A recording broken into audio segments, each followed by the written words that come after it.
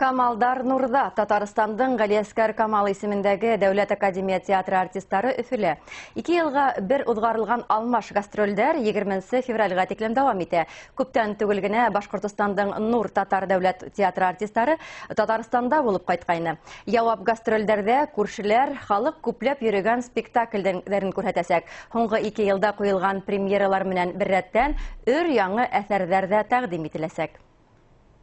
Кызыклы, шул ук вакытта бик мәгънәле спектакльләр, бүген бит әле гашыйклар көнеләген, бөтенесендә дә әлбәттә анда гашыйк булалар, кайберләрендә әлбәттә анда фаҗигале гашыйк булулары да бар, шул ук вакытта бар матур тәмамлаучы гашыйкларның шундый тарихлары сөйләнә торган спектакльләр.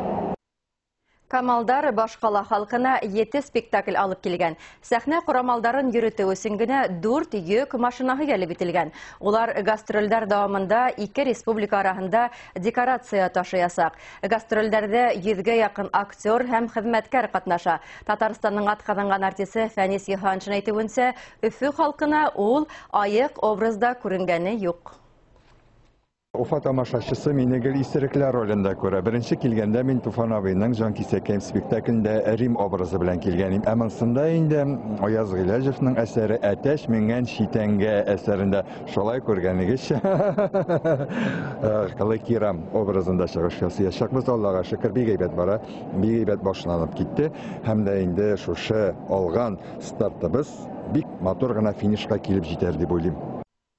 Тәүге көн Өфө тамашасыһына Әтәс кунган ситәнгә музыкаль комедия тәкъдим ителде.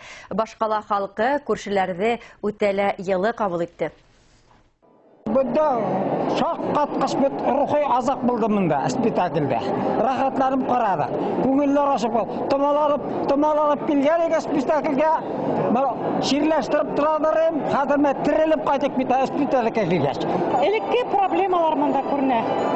Но берләгәндә хәзерге проблемалар ул бетмәй, шул ук торып кала. Яшьләр аларга тишкәнә. Алайлар микән белмәйм инде. Без аңлайбыз. Не в таком обычном формате, как Уранган, а от третьего лица идет, но барвы